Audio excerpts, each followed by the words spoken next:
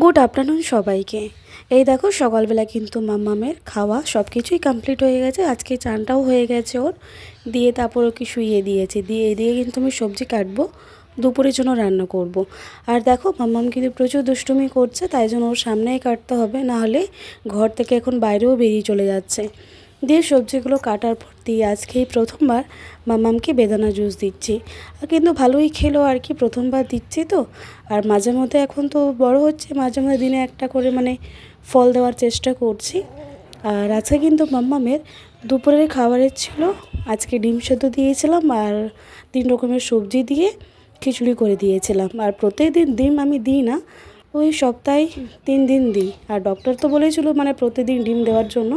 আর ছোটো তো এখন, তাই জন্য প্রত্যেক দিন দিই না, ওই 2 দিন অন্তর অন্তর করে দেওয়ার চেষ্টা করি আর কি। অন্তর দেওয়ার চেষ্টা করি। আর দেখো মাম্মামের কপালের টিপটা কি করে দিয়েছে, ওকে কিন্তু চান করার পর কি সুন্দর টিপটা পরিয়ে দিয়েছিলাম।